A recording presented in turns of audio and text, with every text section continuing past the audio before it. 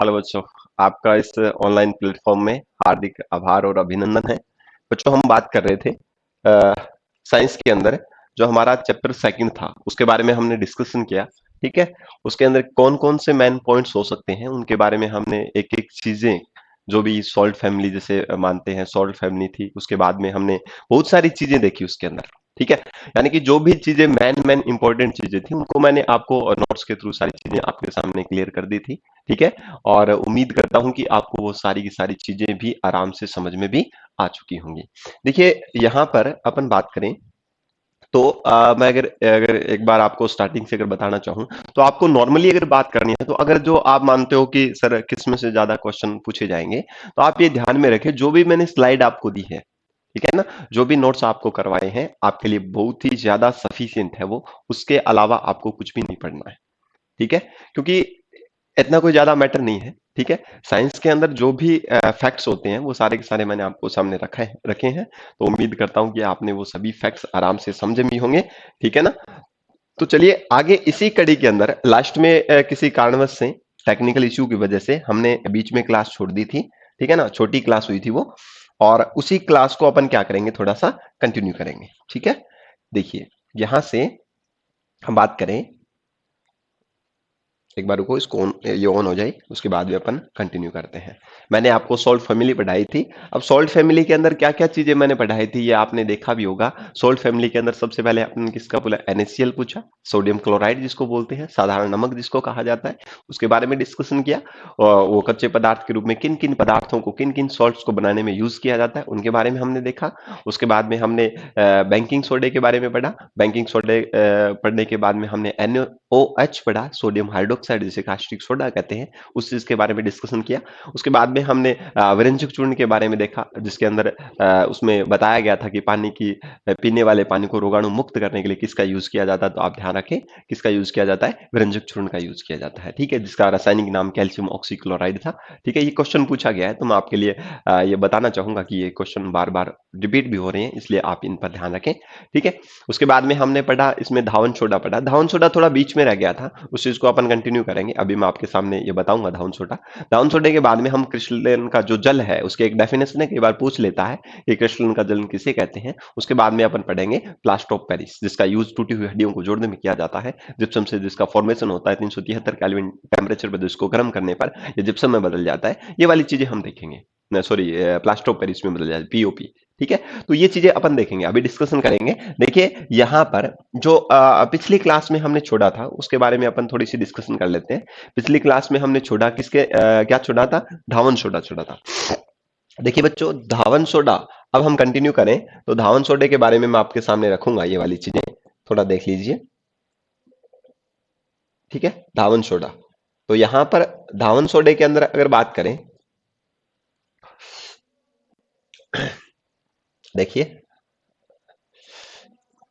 धावन सोडे के अंदर डिस्कशन करते हैं। एकदम इजीली तरीके से आपको पूरा का पूरा कंटेंट मैं आराम से करवा रहा हूं। ठीक है। कोई भी प्रकार की समस्या अगर आपको आती है, तो आप जानते हो कि ऑनलाइन जो भी लाइव क्लासेस जब चलेगी उस कंडीशन में आपको सारे के सारे डाउट्स क्लियर करवा दिए जाएंगे। पर मैं छोड़ नहीं रहा हूं, मैं हर एक पॉइंट को आराम से क्लियर करता जा रहा हूं, जिससे आपको किसी भी प्रकार की प्रॉब्लम फेस ना करनी पड़े। ठीक है। चलिए, हम बात कर रहे थे धावन सोडा। धावन सोडा, धावन सोडा। देखिए बच्चे, धावन सोडा जो है ये किसको बोलते हैं, वॉशिंग पाउडर जो है, वॉशिंग पाउडर जो है वही धावन सोडा है, कपड़े धोने का पाउडर इसको बोलते हैं। ये कैसे बनता है आपको मैंने कल भी बताया था, याद रखें। ये एक तो बैंकिंग सोडे को गर्म करने से बनता है। बैंकिंग सोडा जो है उसको गर्म करने से बनता है, गर्म करने से। ठीक है। ठीक है। दूसरी बात, इसका यूज ये कैसे बनता है, ध्यान से देखें कि बैंकिंग सोडे को गर्म करने से बनता है। दूसरा, जो सोडियम कार्बोनेट है, सोडी ठीक है, सोडियम कार्बोनेट, सोडियम कार्बोनेट, इसका क्रिस्टलीकरण से, कार्बोनेट के क्रिस्टलीकरण से प्राप्त होता है। क्रिस्टलीकरण, क्रिस्टलीकरण से, यानी कि इसके अंदर पानी मिला देंगे तो उसकी वजह से भी ये निर्माण हो जाता है इसका। ठीक है, तो ये थोड़ा सा ध्यान रखेंगे।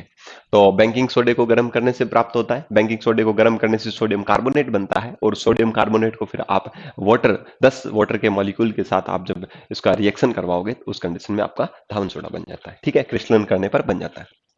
ध्यान ध्यान से देखिए।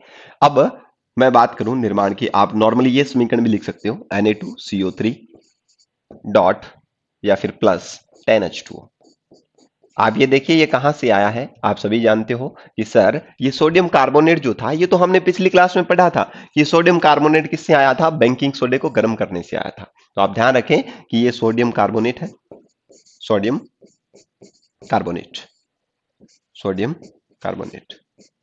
और इसी सोडियम कार्बोनेट को क्या किया हमने, गर्म किया, और गर्म करने से ये है वाटर, जल।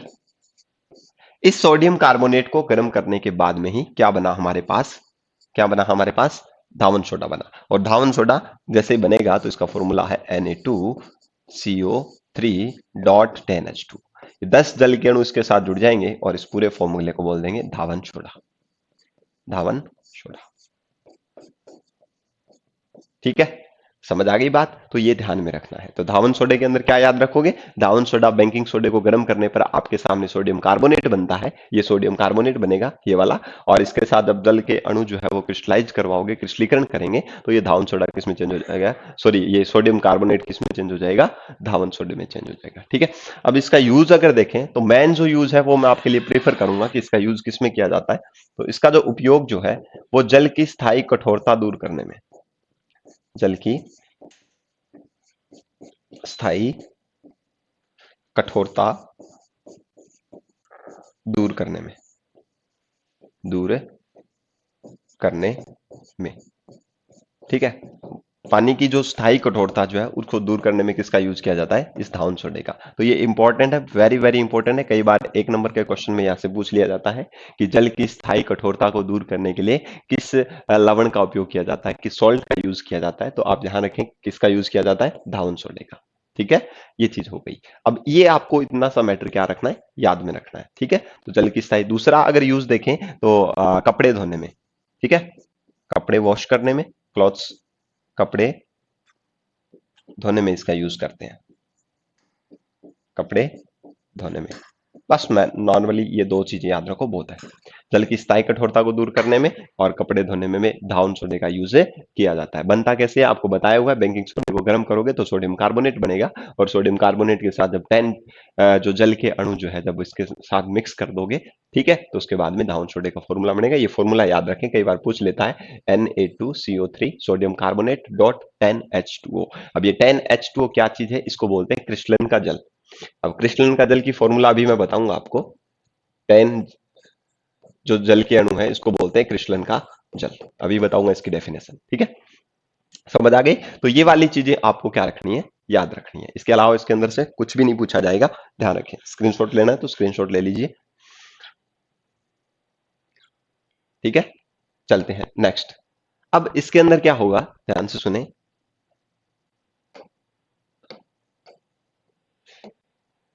यहां देखिए, जैसे ही एक डेफिनेशन है जिसके बारे में अपन देखेंगे, क्रिस्टलन का जल। क्रिस्टलन का जल किसे कहते हैं, पहले तो ये ध्यान रखना चाहिए। क्रिस्टलन का जल किसे कहते हैं, सबसे पहली बात यह है कि क्रिस्टलन का जल का मतलब है कि कोई भी लवण है, कोई भी सॉल्ट है, लवण है, और उसका जो भी एक सूत्र है, इसको बोलते हैं लवण का इकाई सूत्र। इकाई सूत्र का मतलब सिंगल फॉर्मूला, इकाई अणु सूत्र या सूत्र बोल सकते हो। उस इकाई अणु सूत्र में जितने जल के अणु हैं, जल के अणुओं की संख्या, जल के कुल अणु, वो जल के अणु जो होंगे उन्हीं जल के अणु को क्या कहते हैं, क्रिस्टलन का जल कहते हैं। जैसे क्रिस्टलन का जल कहते हैं। अभी आपके सामने सारे के सारे जो एग्जाम्पल है मैं दिखाऊंगा। ठीक है, तो इसकी डेफिनेशन क्या हो जाएगी, इसकी डेफिनेशन ये हो जाएगी कि लवण के इकाई सूत्र में, इकाई अणु सूत्र का मतलब है उसका एक ही सूत्र हो। जैसे आपने धावन सोडा नाम लिया कि सर धावन सोडा लिया हमने, सोडियम कार्बोनेट डॉट 10H2O, जिसको अपन बोलते हैं Na2CO3 डॉट 10H2O, 10H2O। तो ये क्या इकाई सूत्र है, धावन सोडे का एक इकाई फॉर्मूला है। ठीक है, एक यूनिट मॉलिक्यूलर फॉर्मूला है। ठीक है, इकाई अणुसूत्र है। इस अणुसूत्र के अंदर जितने भी जल के वो क्रिस्टलन का जल है। आपको देखा था आपने पीछे, उसमें 10H2 लिखा हुआ था, इसका मतलब क्रिस्टलन का जल कितना है, 10 है। ठीक है, ये चीज याद रखनी है। जैसे मैं इसको डेफिनेशन में दिखाऊं तो ये तो शॉर्ट फॉर्म है, डेफिनेशन में लिखना चाहो तो लिख लेना। लवण के इकाई अणुसूत्र में इकाई अणुसूत्र में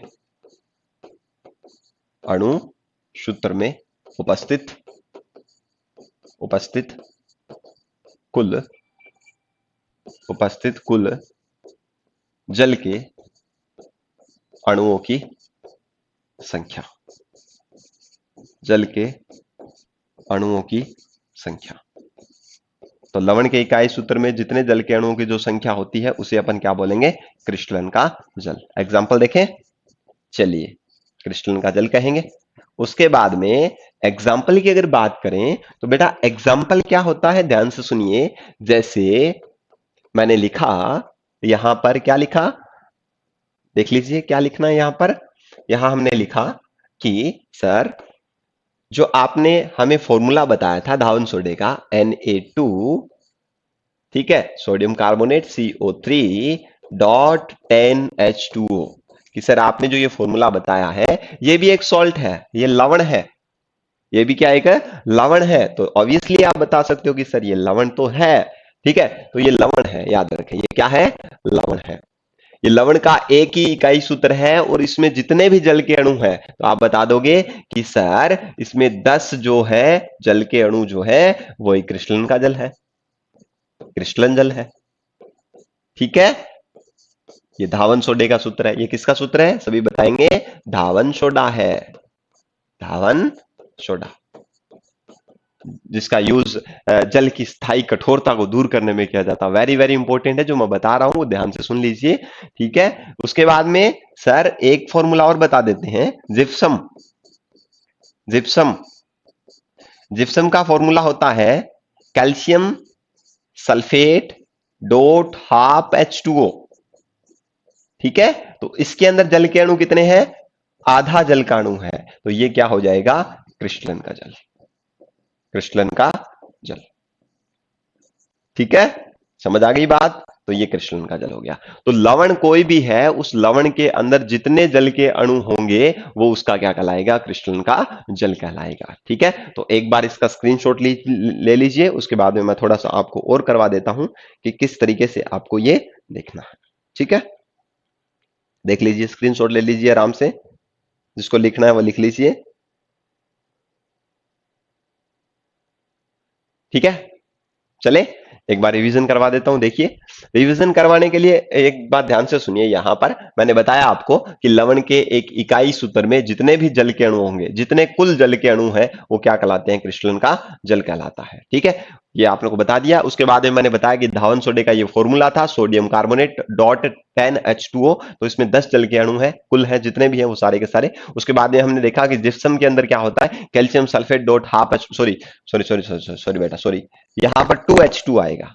ठीक है, क्या आएगा, 2H2। ये तो प्लास्टर ऑफ पेरिस का फॉर्मूला लिख दिया मैंने। ठीक है, तो उसके अंदर आधा जल का अणु है और जिप्सम के अंदर क्या है, कैल्शियम सल्फेट डॉट 2H2O, तो यहां पर क्रिस्टलन का जल कितना है, 2 है। तो आपसे कई बार पूछ लेता है कि क्रिस्टलन का जल किसे कहते हैं, लवण के इकाई सूत्र में उपस्थित जल के अणुओं की कुल संख्या क्रिस्टलन का जल कहलाता है। एग्जांपल बता देना कि धावन सोडे के अंदर 10 क्रिस्टलन के जल है और जिप्सम के अंदर 2 क्रिस्टलन के जल है। क्लियर है, चलिए अब बात करते हैं last, POP, plaster of Paris, POP, plaster of Paris. ये लास्ट है लवण, plaster of Paris, plaster of Paris, plaster of Paris. देखिए बेटा, प्लास्टर ऑफ पेरिस जो है ये एक लवण है और इस लवण का निर्माण कैसे होता है, ध्यान से सुनिए। इसका जो निर्माण है वो जिप्सम जो होती है, जिप्सम को क्या करेंगे, गर्म करेंगे, और कितने पर, 373 केल्विन डिग्री टेम्परेचर पर गर्म करेंगे, और गर्म करने के बाद में ये जिप्सम बन जाता है POP, POP, plaster of Paris. ठीक है, समझ गए बात। देखिए प्लास्टर ऑफ पेरिस बन जाएगा। अब आप ये बोलोगे कि सर जिप्सम का फॉर्मूला क्या है, आप सभी ने अभी देखा है। ठीक है, जस्ट ही देखा है, क्या देखा है कि sir calcium sulphate dot 2H2O। ठीक है, ये जिप्सम का फॉर्मूला है।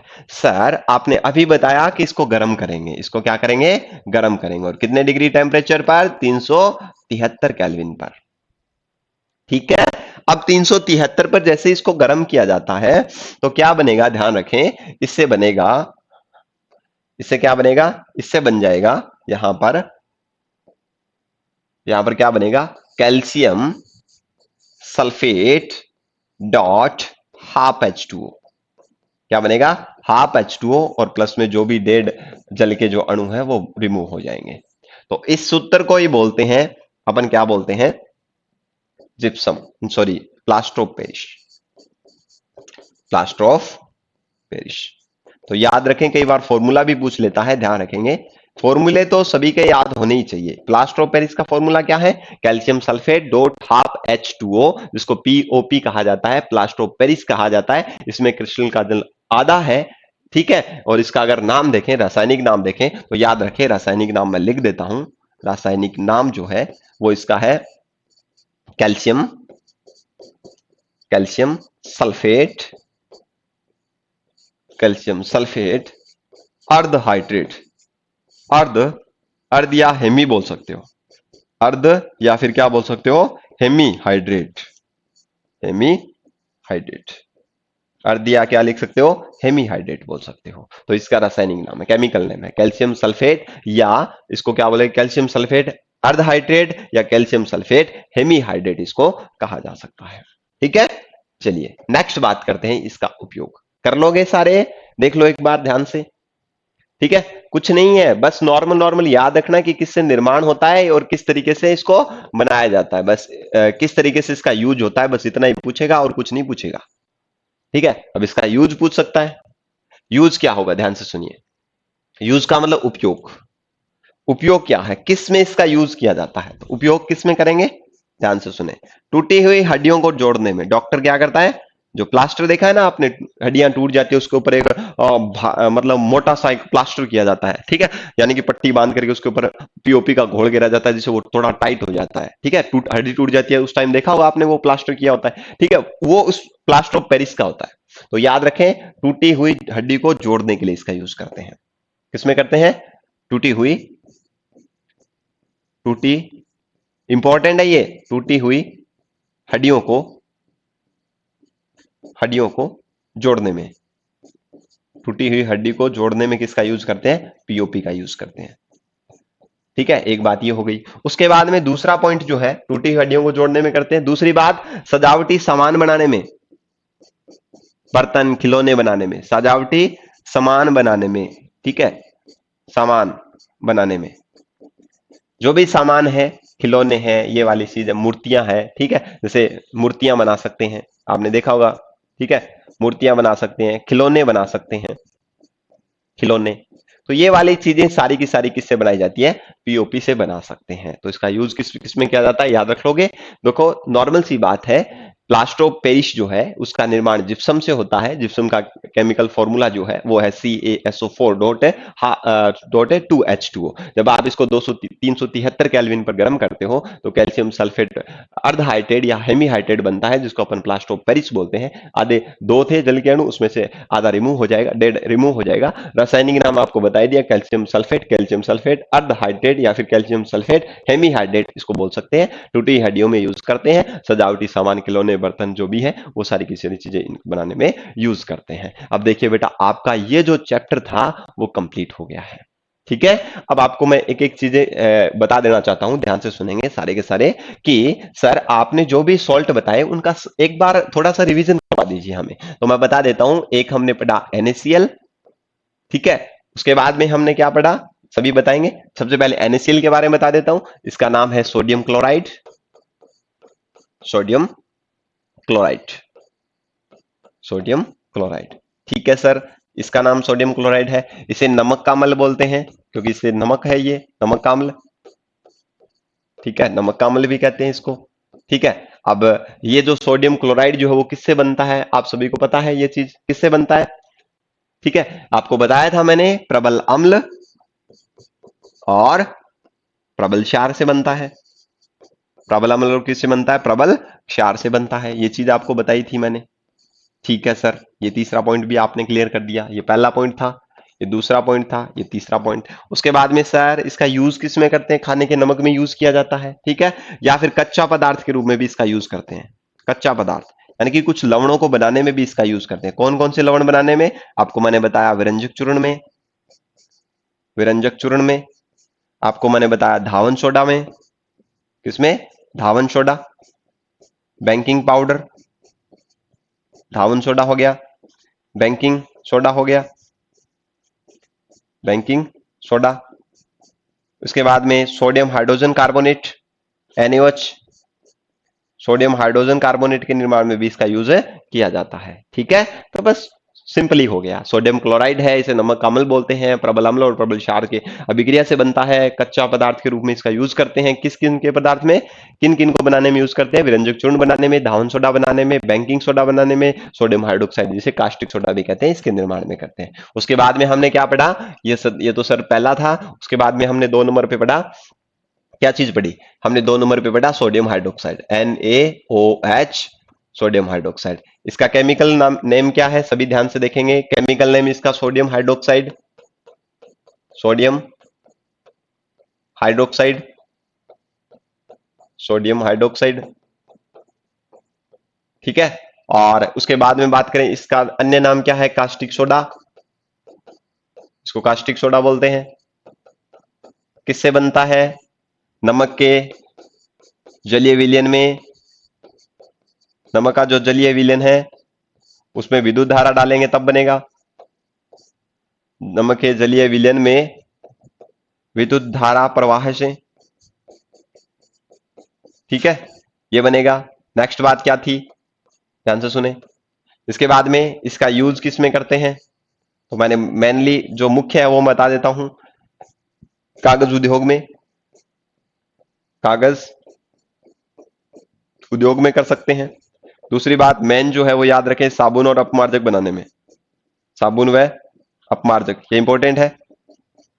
साबुन और अपमार्जक में बनाने में इसका यूज करते हैं, ठीक है, ये चीज हमने पढ़ी। उसके बाद में 3 नंबर पे हमने क्या पढ़ा? सर 3 नंबर पे हमने पढ़ा विरंजक चूर्ण, देख लीजिए। 3 नंबर पे हमने क्या पढ़ा? विरंजक चूर्ण, विरंजक चूर्ण। विरंजक चूर्ण के अंदर हमने क्या देखा? सबसे पहले ये देखा, इसका केमिकल फॉर्मूला क्या है? CaOCl2 है। रासायनिक नाम क्या है? Ca का calcium oxychloride, calcium oxy chloride इसका नाम है, क्लोराइड, कैल्शियम ऑक्सी क्लोराइड इसका नाम है विरंजक चूर्ण जिसको बोलते हैं। निर्माण कैसे होता है? कैल्शियम हाइड्रोक्साइड जो है, चूने का पानी जो है उसमें क्लोरीन गैस प्रवाहित करवा के, प्रवाहित करके इसका यूज करते हैं, ठीक है, इसको निर्माण करते हैं।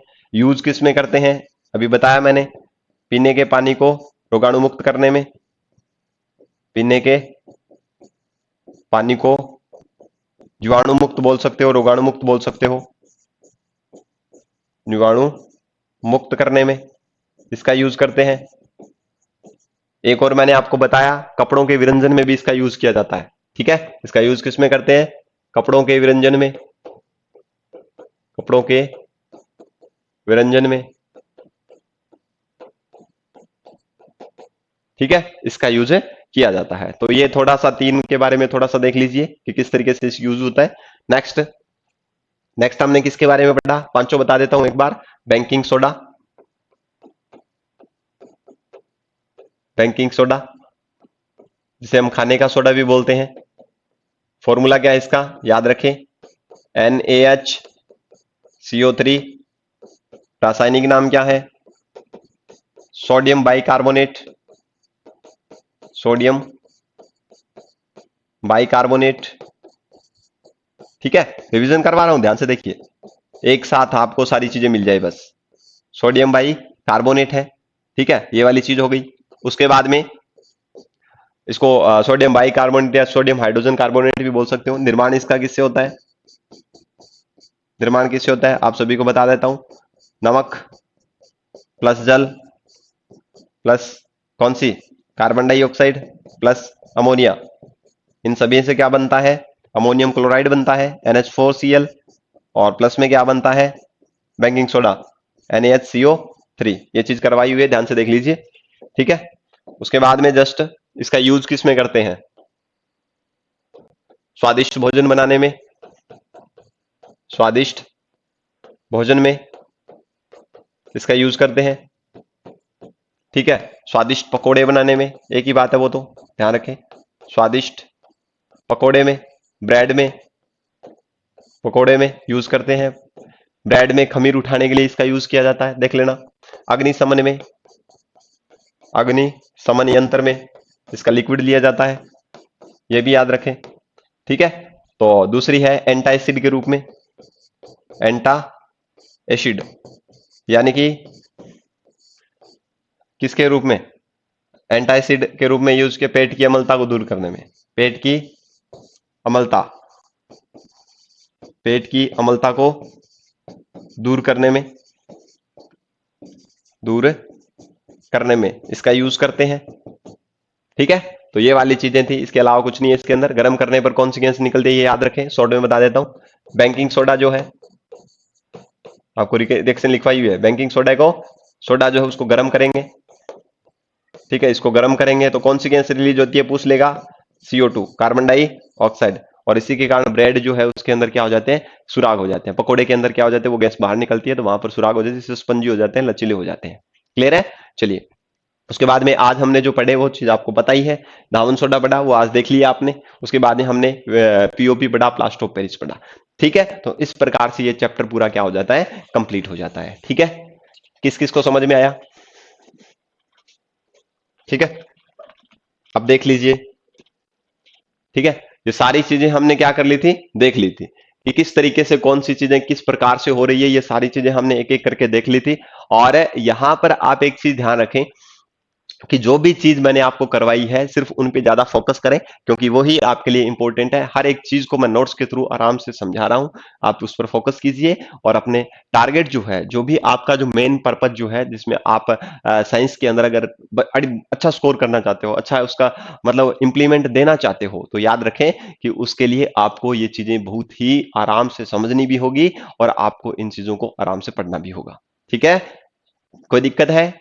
2 चैप्टर मैंने कंप्लीट करवा दिए हैं। उसके अंदर हम थर्ड जो चैप्टर है उसके अंदर बात करेंगे मेटल और नॉन मेटल, धातु और अधातु। कोई भी दिक्कत नहीं है, साइंस के हर एक चैप्टर में आपको किसी भी प्रकार की समस्या नहीं आएगी, ये मैं आपसे वादा करता हूं। पर बात ये, बात सीधी सी है कि थाने पढ़ना पड़सी। देखो, मेरे कन कोई चिप को नहीं, पहले ही बता रहे हो, मेरे कन कोई चिप है को नहीं जिकी मैं थाने में डाल देसूं, या फिर और कोई सिस्टम है जिसके थ्रू मैं थाने में ट्रांसफर कर दूंगा तो भी कारण के एग्जाम में थे बातचीत करिए होगा। ठीक है। किसी भी प्रकार की चिप नहीं होती, सिर्फ ओनली टीचर का काम यह होता है कि वो उसको चीज को समझा दे आराम से, और उस चीज के लिए जो भी गाइडेंस जो है वो गाइडेंस दे दे। करना बेटा आपको ही होता है, एग्जाम मैं नहीं देख के आऊंगा, एग्जाम आप देख के आओगे। मेरा काम सिर्फ ये है कि आपको सही गाइडेंस दी जाए, आपको सही फॉर्मेट बताया जाए कि किस तरीके से क्वेश्चन आ सकता है, किस तरीके से आपको उसको अटेम्प्ट करना है। ठीक है। कंप्लीट हो गया। उसके बाद में हम स्टार्ट करते हैं बेटा third chapter, chapter number third, chapter third. और इस चैप्टर थर्ड का जो नाम है मेटल और नॉन मेटल, धातु और अधातु। अभी मैं पढ़ाऊंगा आपको धातु व अधातु, मेटल और नॉन मेटल। ठीक है, याद रखें, metal and non metal, non metal. ठीक है। अब ये चीज ध्यान से सुने कि धातु और अधातु जो है इस चैप्टर के अंदर हमें करना क्या है। पहले तो देखिए धातु और अधातु के अंदर क्या क्या चीजें होती है। सबसे पहले मेटल क्या होता है, उसके बाद नॉन मेटल क्या होता है, ये वाली चीजें आपको देखनी पड़ेगी। जब तक आप इन चीजों को देखोगे नहीं, आराम से समझोगे नहीं, तब तक आपको कोई भी चीजें आराम से समझ में नहीं आएगी। आप चीजों को गौर से देखोगे, आप इन चीजों को समझने का प्रयास करोगे, तभी जाकर के ये चीजें समझ में आएगी। ठीक है। चलिए बात करते हैं धातु के अंदर। धातु, जिसको आप मेटल बोलते हो। अब धातु किसे कहते हैं? इसके अंदर कुछ एक प्रॉपर्टीज आती है, गुण आते हैं। कौन कौन से गुण हैं? फिजिकल प्रॉपर्टी है, भौतिक गुण, जिनको आप बाहर से देख के बता सकते हो। तो याद रखें, धातु के कुछ भौतिक गुण लिख रहा हूं मैं, भौतिक गुण। तो याद रखें मेटल के अंदर क्या क्या चीजें होती है। मेटल के अंदर सबसे पहली बात जो होती है, मैं सारी चीजें यहां लिख रहा हूं। सबसे पहले मेटल के अंदर होती है चमक। धातुएं चमकीली होती है। ठीक है। दूसरी बात, धातुएं कठोर होती है। अब सारी धातुएं एक जैसी कठोर हो जरूरी नहीं है, पर बेसिकली अगर देखें तो धातुएं कठोर होती है। तीसरी बात है, उनमें आघात वर्धनीयता का गुण पाया जाता है। अब आघात वर्धनीयता क्या है बताऊंगा अभी। आघात वर्धनीयता, ठीक है। उसके बाद में ध्वनिकता होती है, धातु को पीटने पर ध्वनि निकलती है, ये इसका गुण ध्वनिकता है। ठीक है। उसके बाद में इनमें तन्यता होती है, धातु को खींच करके तार में बदला जा सकता है, ये तन्यता इसकी प्रॉपर्टी होती है। नेक्स्ट है विद्युत की चालक, ऊष्मा और विद्युत इनकी सुचालक होती है, विद्युत की सुचालक, ये धातु है, ये भी धातु की प्रॉपर्टी है। दूसरी बात, गलनांक और क्वथनांक उच्च होते हैं, गलनांक व क्वथनांक कुछ ज्यादा होते हैं, ज्यादा होते हैं। उसके बाद में हमने क्या देखा, ऊष्मा की, विद्युत की सुचालक होती है, चमक होती है, कठोरता होती है, आघात वर्धनीय ध्वनिकता होती है, तन्यता होती है। तो ये वाली ऊष्मा की, विद्युत की सुचालक होती है। गलनांक और क्वथनांक इनके क्या होते हैं, उच्च होते हैं। तो ये कुछ प्रॉपर्टीज है जिनके आधार पर हम बता सकते हैं कि वास्तव में ये धातु है। ठीक है ना, समझ आ गई बात। तो धातु किसे कहते हैं, आप डेफिनेशन बना सकते हो, वे वस्तुएं या वे पदार्थ जिनमें चमक, कठोरता, आघातवर्धनीयता, ध्वनिकता, तन्यता, ऊष्मा की सुचालक या गलनांक या ऊष्मा की सुचालक हो, वे सारे पदार्थ क्या कहलाते हैं, धातु कहलाते हैं। ठीक है, नॉर्मल बेसिक सी परिभाषा है। तो वे वस्तुएं जिनमें चमक, कठोरता, आघातवर्धनीयता, ध्वनिकता और तन्यता का गुण पाया जाता है, उन्हें हम धातु कहते हैं। कोई भी इनमें से 5-4 नाम लिख देना और उसके बाद में बोल देना वे वस्तुएं धातु कहलाती है। ठीक है। अब एक एक चीज के बारे में विस्तार से पढ़ेंगे कि क्या क्या चीजें किस तरीके से काम करती है। ठीक है, चलिए बात करते हैं। नेक्स्ट बात करते हैं अपन, सबसे पहला पॉइंट जो है धातु का, वो है कौन सा, हमने क्या लिखा सबसे पहले, सबसे पहले लिखा चमक। धातुएं चमकीली होती है, ठीक है, और इसी गुण को क्या बोलते हैं, ठीक है, धातुएं क्या होती है, चमकीली होती है। पहला पॉइंट तो क्लियर हो गया। सभी धातु, जैसे आपने गोल्ड देखा, सोना देखा, ठीक है, चांदी देखा, उनमें एक अलग प्रकार की चमक होती है। तांबे को देखो आप, उसके अंदर चमक है। तो जितनी भी धातुएं होती है उनमें क्या पाई जाती है, चमक पाई जाती है। ये इसका पहला प्रॉपर्टीज है। ठीक है, तो धातुएं क्या होती है, चमकीली, धातुएं चमकीली होती है, ये इसका गुण है, धातुएं चमकीली होती है। बस इतना लिख के आना आपको, भौतिक गुणों में है ये। दूसरी बात, अब दूसरी बात यह है कि सर दूसरा आपने बताया कि धातुएं आघात वर्धनीय होती है, आघात वर्धनीय या आघात वर्धनीयता का गुण होता है इनमें, आघात वर्धनीयता। देखिए बेटा, आघात वर्धनीयता का मतलब क्या, आघात का मतलब होता है चोट और वर्धनीयता का मतलब होता है बढ़ना। यानी कि धातु को जब आप पीटोगे तो धातु क्या हो जाती है, फैल जाती है, धातु क्या हो जाती है, फैल जाती है, और इसी गुण को बोलते हैं आघात वर्धनीयता। ठीक है, क्या बोलते हैं, आघात वर्धनीयता। तो ध्यान से सुनिए, आघात का मतलब होता है चोट और वर्धन का मतलब होता है फैलना। तो धातु को जब आप पीटोगे, जैसे आप मान लो लोहा है, लोहे की एक छड़ है, आप उसको पीटो, तो पीटने के बाद में लोहे की छड़ जो है वो क्या हो जाएगी, टूटने की बजाय लोहे की छड़ क्या हो जाएगी, फ्लैट हो जाएगी। ठीक है, यानी कि वो फैल जाएगी। जैसे मान लो ये है मार्कर है, आप इसको लोहे का मान लो ये, ठीक है, यहां से आप पीटोगे तो क्या हो जाएगा, ये फ्लैट हो जाएगा, ठीक है, फैल जाएगा, इधर निकल जाएगा, इधर निकल जाएगा। ठीक है, समझते हो ना बात। ठीक है, आम भाषा में आपा क्या बोला, छीणी देख रहे, छीणी। अब छीणी कई बार क्या बोंडी हो जाते हैं, उस टाइम इसको पीटते हैं, पीटने के बाद में क्या होती है, वो शार्प हो जाती है। ठीक है ना, समझो, किसी भी लोहे की छड़ को आप पीट के देखना, वो पसर जाती है। ठीक है, पसर जाना जाना समझो ना, फैल जाएगी। ठीक है, तो धातु को पीटने पर वो क्या हो जाती है, फैल जाती है या फिर चद्दर बन जाती है, इसी को अपन बोलते हैं आघात वर्धनीयता। ठीक है, तो धातु को पीटने पर, धातुएं पीटने पर फैल जाती है, फैल जाती है या फिर पतली चद्दर में बदल जाती है, फैल जाती है, या आप क्या बोल सकते हो, पतली चद्दर में बदल जाती है। चद्दर का मतलब समझ गए, फैल जाएगी, चद्दर में बदल जाती। तो धातु को पीटने पर पतली चद्दर में बदला जा सकता है या धातु फैल जाती है, ये ध्यान रखें। ठीक है, नेक्स्ट बात, नेक्स्ट जो है वो ये है कि 3 नंबर जो बात करें, उसके अंदर आता है आघात बढ़ने के बाद में ध्वनिकता। ध्वनिकता में आप ध्यान रखें कि धातु को पीटोगे तो उससे ध्वनि निकलेगी और इसी गुण को बोलते हैं ध्वनिकता। ठीक है, तो ये भी लिख लीजिए, धातु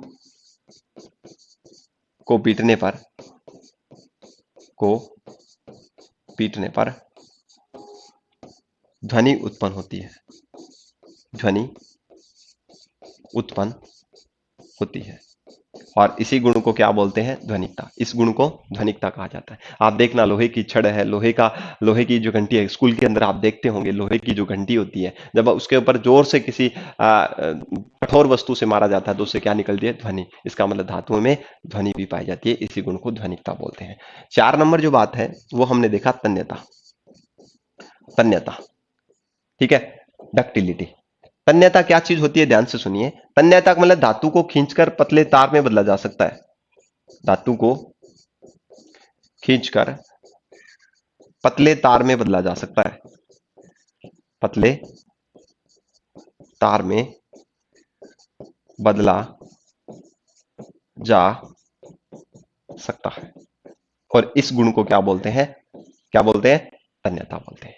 जैसे आप जानते हो सोना जो होता है, 1 ग्राम जो सोना है, 1 ग्राम सोने से 2 किलोमीटर लंबा, 2 किलोमीटर लंबा तार बनाया जा सकता है, इतनी तन्य होती है।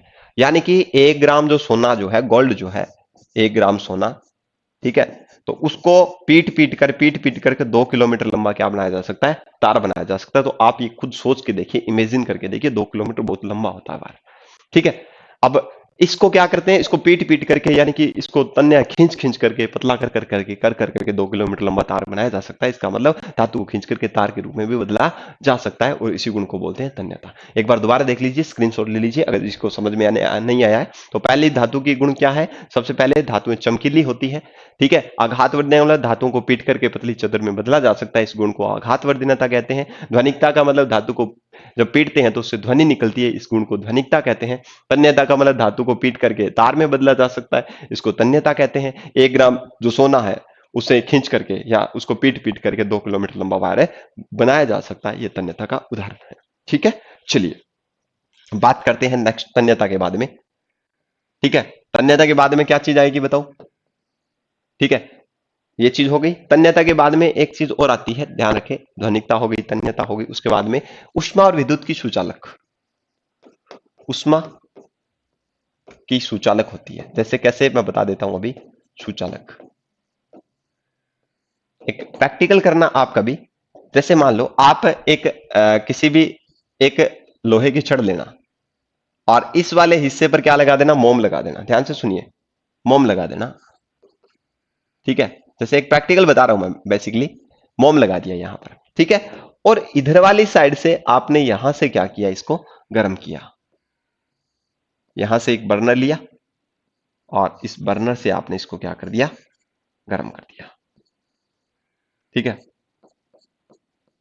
ये लो, इसे यहां से क्या कर दिया, गर्म कर दिया। तो जैसे ही आप इसको गर्म करोगे तो धीरे धीरे ये छड़ जो है, यहां से ये मोम जो है वो क्या होने लग जाएगा, पिघलने लग जाएगा। तो ये कैसे संभव हुआ, ये संभव ऐसे हुआ, ठीक है। मैं बता देता हूं क्या क्या चीजें हैं यहां पर। ये मोम है, ये मोम लगा हुआ है और ऊपर वाली लोहे की छड़ है। ध्यान से सुनिए, ये क्या है, लोहे की छड़, लोहे की छड़ है। अब आप देखिए कि लोहे की छड़ को जैसे ही एक सिरे से गर्म किया जाता है तो थोड़ी देर के बाद में यहां से मोम पिघलना शुरू हो जाता है। इसका मतलब क्या है कि ये जो लोहे की जो छड़ है, यहां से जैसे गर्म किया तो इसके अंदर जो भी परमाणु है, कण जो है, वो आगे से आगे इसको एनर्जी को ट्रांसफर कर रहे हैं, ऊष्मा को क्या कर रहे हैं, ट्रांसफर कर रहे हैं, जिसके कारण से ये यहां तक गर्म हो जाती है और मोम क्या हो जाता है, पिघल जाता है। तो इससे हमें साफ पता चलता है कि धातुएं क्या होती है, ऊष्मा की सुचालक होती है, उनके अंदर से ऊष्मा बह सकती है। अब देखना कभी एक लोहे का क्या है, लोहे का कोई भी आम भाषा में सरियो बोला तो बिन लेगे क्या करोगा, चुल्ला में लगाओ या फिर कहीं जलती हुई चीज जो है वहां पर उसके आगे करो। जैसे ही करोगे तो थोड़ी देर के बाद में आपने जहां से पकड़ रखा है वहां से गर्म हो जाएगा। इसका मतलब उसके अंदर से ऊष्मा का ट्रांसफर हो गया है, ऊष्मा का संचरण हो गया है, ऊष्मा स्थानांतरित हो चुकी है। तो याद रखें, धातुएं ऊष्मा का चालन करती है। क्लियर है। दूसरी बात, धातुएं विद्युत की भी सुचालक होती है, विद्युत की सुचालक होती है। कैसे पता चलेगा, ध्यान रखें, पता इससे ऐसे चलेगा कि धातुएं विद्युत की सुचालक कैसे होती है। आप देखते होंगे जो वायर है, बिजली के जो वायर होते हैं उनमें तांबे का तार होता है। आप देखना, तांबे का तार जो है वो पूरे घर के अंदर क्या करता है, बिजली ट्रांसफर करता है। इसका मतलब उस तांबे के तार में से विद्युत का क्या होता है, प्रवाह होता है। तो ये विद्युत का चालक है वो। ठीक है, तो याद रखें, धातुएं विद्युत की क्या होती है, सुचालक होती है, यानी कि धातुओं में विद्युत का चालन होता है। धातुएं विद्युत का, विद्युत धारा का चालन करती है, इसलिए सुचालक है। ठीक है, वायर करती है, इसलिए वायर के अंदर जो भी इलेक्ट्रिसिटी के वायर है उनमें तांबे के तार का यूज किया जाता है, क्योंकि तांबे का तार विद्युत धातु है, और तांबा जो है धातु होने की वजह से ये विद्युत का चालन कर सकता है। इंपॉर्टेंट क्वेश्चन जो यहां पर आएगा, ये पूछेगा कि विद्युत की सर्वोत्तम चालक कौन है। विद्युत की सर्वोत्तम, ये क्वेश्चन बहुत बहुत बार पूछा गया है। सर्वोत्तम का मतलब सबसे ज्यादा सुचालक, सर्वोत्तम सुचालक। तो विद्युत की सबसे ज्यादा सुचालक का नाम याद रखें, वो धातु जो है उसका नाम है सिल्वर। क्या नाम है, सिल्वर। सिल्वर, जिसको बोलते हैं चांदी, चांदी, और जिसका प्रतीक होता है एसी। ध्यान रखें, क्वेश्चन पूछ सकता है, एक नंबर में पूछा भी गया है, बहुत बार पूछा गया है कि विद्युत की सर्वोत्तम चालक धातु कौन सी है, तो याद रखें सिल्वर, चांदी, जिसका प्रतीक होता है एसी। ठीक है, सिल्वर और चांदी एक को ही बोलते हैं एसी। ठीक है, ये याद रखें, क्वेश्चन पूछ सकता है। ठीक है, इसी प्रकार से तांबा भी है। तांबा, तांबे के जो वायर होते हैं वो भी विद्युत का क्या करते हैं, चालन करते हैं। तो याद रखना, विद्युत की क्या होती है, ये सुचालक होती है। सिल्वर और तांबा जो है, सबसे ज्यादा सुचालक कौन है, चांदी है। ध्यान रखें। ठीक है, उसके बाद में हमने क्या देखा, विद्युत की सुचालक ये वाली चीजें देख ली। उसके बाद में हमने क्या पढ़ा, ये चीजें आप ध्यान से देखें, अब मैं दोबारा बता देता हूं। सबसे पहले हमने क्या देखा, यहाँ कठोरता वगैरह सारी चीज हो गई होगी। ठीक है, विद्युत ऊष्मा की सुचालक भी हो गई होगी, सारी चीजें मेरे हिसाब से तो लगभग धातुओं की हो चुकी है। सबसे पहले हमने देखा क्या, क्या चीज देखी हमने, हमने देखा कि सर धातुएं जो है वो कठोर होती है, कठोर भी होती है। धातुएं क्या होती है, कठोर है। बता देता हूं मैं, कठोर धातुएं क्या होती है, कठोर धातुएं कठोर होती है, कठोर होती है। जरूरी नहीं है कि सारी धातुएं एक जैसी कठोर हो, अलग अलग कठोरता होती है सभी की। कठोर तो होती है पर अलग अलग, कुछ ज्यादा कठोर होती है, कुछ कम कठोर, अलग अलग कठोरता पाई जाती है, अलग अलग कठोरता।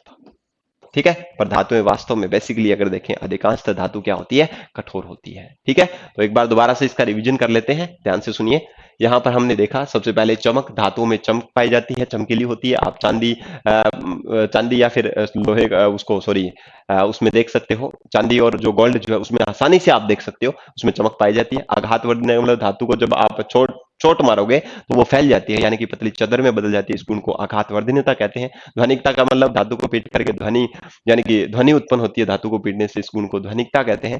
धातु को पीट करके लंबे तार में बदला जा सकता है, इसको अपन तन्यता बोलते हैं। 1 ग्राम सोना जो है उसको खींच करके 2 किलोमीटर लंबा वायर बनाया जा सकता है, ये इसके गुण हो गए। उसके बाद में हमने पढ़ा, क्या पढ़ा, कि ऊष्मा और विद्युत की सुचालक होती है, ऊष्मा का चालन करती है धातुएं अपने अंदर से, जिसके अंदर मैंने आपको प्रैक्टिकली समझा दिया है। उसके बाद में विद्युत की सुचालक होती है, आप जो घरों के अंदर जो वायर यूज करते हो लाइट के, ठीक है, बिजली के जो वायर यूज करते हो उसमें तांबा पाया जाता है, इसका मतलब तांबे के अंदर से होकर के विद्युत जो है वो प्रवाहित होती है, इसलिए बोल सकते हैं कि धातुएं विद्युत का क्या करती है, चालन करती है, सुचालक होती है। सर्वोत्तम चालक जो है उसका नाम याद रखें, सिल्वर और चांदी, जिसको अपन एजी से डिनोट करते हैं, एजी इसका प्रतीक है, तो सिल्वर और चांदी नाम दे दें तो याद रखें ये विद्युत की सबसे अच्छी सुचालक धातु है, चांदी जिसको अपन सिल्वर भी कहते हैं। ठीक है, इस तरीके से सर्वोत्तम चालक में तांबा भी यूज करते हैं अपन, तो इसको भी याद रखिए। ठीक है, सर्वोत्तम नाम बोले तो आपको सिल्वर और चांदी याद रखना है, यह ध्यान रखेंगे। ठीक है, अब कुछ धातुओं के अंदर इन सभी गुणों के अलावा धातुओं में कुछ अपवाद भी पाए जाते हैं। अब उन अपवाद का जिक्र करेंगे अपन, इंपॉर्टेंट क्वेश्चन है, यहां से बना हुआ क्वेश्चन है,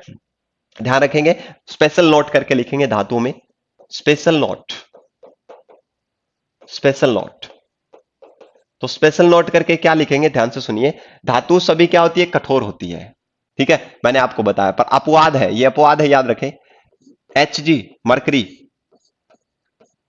मरकरी याद रखें, जिसको अपन बोलते हैं पारा, पारा याद रखें। इसकी एक एक चीज बता रहा हूं मैं, पारा, पहला अपवाद है पारा, मरकरी। ठीक है। जो आप देखते होंगे थर्मामीटर में भरा होता है, आप देखते होंगे डॉक्टर जब थर्मामीटर यूज करता है, ताप बुखार बुखार चेक कर दो है, चेक करे भी टाइम क्यों है कि थर्मामीटर को बिन गौरू देखियो, बिन गौरू देखोगा तो बिन अंदर क्या चीज है कि थर्मामीटर का मैन एक यहाँ मतलब पानी की एक बूंद सी है। ठीक है, तो वो पानी की बूंद नहीं है, वो क्या है, पारा है। ठीक है, तो पारा क्या है, याद रखें, लिक्विड फॉर्म में होता है। ठीक है, लिक्विड यानी कि द्रव अवस्था में पाया जाता है। पर धातुओं का गुण है ये कैसी होती है, कठोर होती है। पर याद रखें, पारा जो है वो कमरे के ताप पर, रूम का टेम्परेचर है कमरे का ताप, कमरे के ताप पर द्रव अवस्था में होता है, कमरे के ताप पर द्रव अवस्था में होता है, अवस्था में होता है। तो याद रखें, क्वेश्चन पूछ सकता है कि ऐसी धातु का नाम बताइए जो कमरे के ताप पर द्रव अवस्था में पाया जाता है। तो आप क्या बोलोगे, आप बोलोगे कि सर पारा है, मरकरी जिसको बोलते हैं, जिसका प्रतीक Hg होता है। ठीक है, समझ आ गई बात। तो कमरे के ताप पर धातु का नाम क्या है, पारा है। अब ये जो धातु है वो उष्मा की कुचालक भी है। ठीक है, सॉरी, ठीक है, ये चीज ध्यान में रखें थोड़ा सा ना, ये चीज ध्यान में रख लोगे। उसके बाद में हम देखें तो याद रखें, इसके बाद में दूसरा जो पॉइंट जो है वो ध्यान से देखिए अभी मेरे साथ। धातुएं कठोर होती है तो इसके लिए तीन धातु को याद रखना। कुछ क्षारीय धातु होती है हमारे पास, क्षारीय धातु। अब इन क्षारीय धातु में तीन प्रकार की धातु का नाम ले रहा हूं, ध्यान से सुनिए। लिथियम, लिथियम, पोटेशियम, जो आपके एनसीईआरटी बुक में दिया हुआ है वो बता रहा हूं मैं। लिथियम, पोटेशियम और सोडियम, ये तीनों ही धातुएं हैं। अब इनका प्रतीक भी आपको बता देता हूं मैं, कैसे होता है इसका प्रतीक। लिथियम के लिए लिखते हैं Li, पोटेशियम के लिए लिखते हैं K और सोडियम के लिए लिखते हैं Na। ये तीनों ही धातु जो है वो याद रखें, तीनों धातुएं जो है वो क्या होती है, मुलायम होती है। क्या होती है, मुलायम, कठोर नहीं होती है, मुलायम होती है। और इन्हें आसानी से चाकू से भी काटा जा सकता है, बाई नाइफ इसको कट किया जा सकता है। तो याद रखेंगे इन सभी को। क्या याद रखेंगे, मैं बता देता हूं। इन्हें चाकू से काटा जा सकता है, चाकू से काटा जा सकता है। क्वेश्चन पूछ सकता है कि ऐसी धातुएं जिनको चाकू से आसानी से काटा जा सकता है या फिर मुलायम होती है, ये धातु कैसी होती है, मुलायम धातुएं, मुलायम धातुएं। क्योंकि मुलायम है तभी तो आप इसको आसानी से क्या कर सकते हो, काट सकते हो। तो याद रखें, तो ऐसी धातुएं जिनको चाकू से काटा जा सकता है या फिर जो मुलायम होती है, उन धातुओं के नाम बताइए। तो याद रखेंगे लिथियम, पोटेशियम और सोडियम। ठीक है, समझ आ गई बात। तो ये चीजें आपको थोड़ा सा ध्यान रखना है धातुओं के अंदर कि किस तरीके से किस प्रकार की क्या धातुएं होती है। ठीक है, किसी को कोई दिक्कत है, कोई समस्या है तो आप पूछ सकते हो कि सर मेरे को यहां पर दिक्कत है। ठीक है, पूछ तो कहां सकते हो, रिकॉर्डिंग क्लासेज है। ठीक है, आप तो लाइव में पूछ सकते हो। जब लाइव का टाइम आएगा उस टाइम आपको मैं पूछूंगा कि क्या क्या चीजें आपको समझ में आ चुकी है, नहीं आएगी तो मैं उसको बाद में रिवीजन क्लास में बताऊंगा। बताइए कहीं समस्या है तो, दिक्कत है किसी को।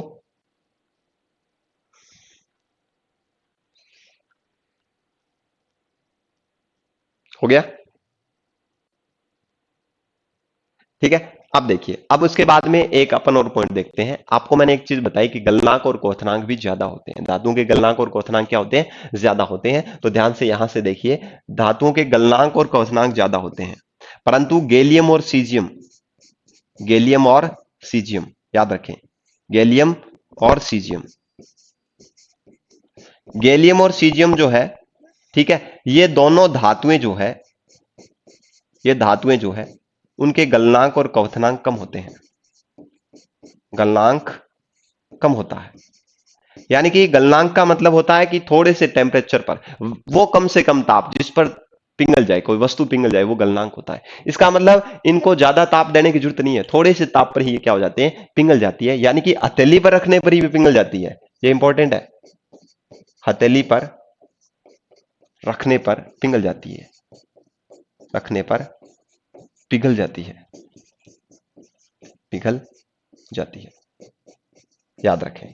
तो हथेली पर रखने के बाद भी ये क्या हो जाती है, पिघल जाती है। इसका मतलब ये धातुएं क्या है, इनके गलनांक कम होते हैं। बहुत ही कम ताप पर ये क्या हो जाती है, धातुएं पिघल जाती है, गैलियम और सीजियम। परंतु अधिकांश धातुएं क्या होती है, गलनांक और क्वथनांक जो है उनको ज्यादा टेम्परेचर दिए, अगर आप उनको पिघलाना भी चाहते हो, ठीक है, इनको मेल्ट करना चाहते हो, पिघलाना चाहते हो, तो आपको ज्यादा ताप देना पड़ेगा। ज्यादा ताप दोगे इसका मतलब गलनांक इनके ज्यादा होते हैं, परंतु इसका गलनांक क्या होता है, कम होता है। ध्यान रखें, गैलियम और सीजियम जो दो धातु हैं इनका गलनांक क्या होता है, कम होता है। तो याद रख लेंगे, ये आप स्क्रीनशॉट लेके रख लें, इनमें से एक क्वेश्चन आपसे पूछ सकता है, ठीक है, क्योंकि बार बार पूछा गया, ये क्वेश्चन बार बार रिपीट हो चुके हैं क्वेश्चन। मैं बता देता हूं आपको, ये क्वेश्चन वेरी वेरी इंपॉर्टेंट है। ये जैसे कौन सी है विद्युत की सर्वोत्तम चालक जो धातु, उसका नाम बताइए, क्या नाम है, चांदी है, ठीक है। ये क्वेश्चन भी पूछा गया, बहुत बार ये क्वेश्चन रिपीट हुए हैं। आप थोड़ा सा इसको है ना ध्यान से देखिए, ये क्वेश्चन आने की पूरी पूरी संभावनाएं हैं। इस बोर्ड में से आपको एक क्वेश्चन भी मिल जाएगा, ठीक है। समझ में आ गया। ये स्लाइड थोड़ी सी ध्यान रखें, स्क्रीनशॉट लेके लिखें या रखें, या फिर आप लिख सकते हैं, ठीक है। नेक्स्ट, नेक्स्ट अपन बात करें अधातु की, बात करेंगे अभी। किसकी बात करेंगे, अधातु। धातु के बारे में हमने देख लिया, अब बात करेंगे अधातु के बारे में। अधातु जो है, इसकी जो प्रॉपर्टी होती है वो धातुओं के विपरीत है, अगेंस्ट है। कैसे, इनमें चमक नहीं होती, याद रखें, इनमें ध्वनिकता नहीं होती, आघात वर्धनीय नहीं है, आघात वर्धनीय नहीं होती है, कठोर नहीं है, ठीक है, तन्यता नहीं है, विद्युत की सुचालक नहीं है, विद्युत की सुचालक नहीं है, ऊष्मा का चालन नहीं करती, ऊष्मा का चालन नहीं करती है, गलनांक क्वथनांक इनके कम होते हैं। ये प्रॉपर्टी इनमें नहीं पाई जाती है, याद रखें। ये कोई भी गुण नहीं पाया जाता, चमकीली नहीं होती है, ध्वनिकता नहीं पाई जाती है, आघात वर्धनीय नहीं होती है, कठोरता, तन्यता, विद्युत की सुचालक, ऊष्मा का चालन ये नहीं करती है, याद रखें। तो वे पदार्थ जिनमें चमक, ध्वनिकता, आघात वर्धनीयता, कठोरता, तन्यता, विद्युत की सुचालकता या फिर ऊष्मा का चालन नहीं हो, वे सारे पदार्थ या वस्तुएं क्या कहलाती है, अधातु कहलाती है। अब आप ये बोलोगे कि सर वास्तव में ऐसा होता है क्या, यस ऐसा ही होता है बेटा, ठीक है। पर इनके भी कुछ अपवाद हैं, हर एक चीज के अपवाद होते हैं, तो ध्यान रखें कैसे अपवाद हैं। इन अपवादों के बारे में अपन जिक्र करते हैं, थोड़ा सा देख लीजिए। अपवाद के अंदर ध्यान रखें, अपवाद का जिक्र कर रहा हूं मैं, ध्यान से सुनिए।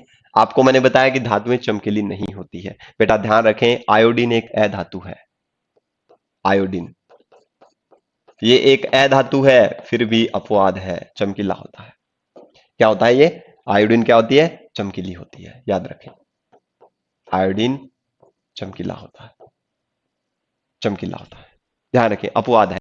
आपसे पूछेगा कि ऐसी अधातु का नाम बताइए जो चमकीली होती है, तो क्या नाम बताओगे, आयोडीन, अपवाद है ये, ठीक है। ये अधातुओं से अलग गुण दिखाते हैं, तो ये अपवाद की कैटेगरी में आते हैं, एक्सेप्शंस, ठीक है। तो आयोडीन क्या होता है, अधातु होते हुए भी चमकीला होता है, बाकी अधातुएं जो है वो चमकीली नहीं होती है। नेक्स्ट, दूसरी बात के, ध्वनिकता नहीं होती है, ये बात सही है, ध्वनिकता नहीं पाई जाती है, आघात वर्धनीय नहीं होती है, कठोरता, कठोरता का मतलब आप ध्यान से सुने, ये धातुएं जो है वो कठोर नहीं, भंगुर होती है।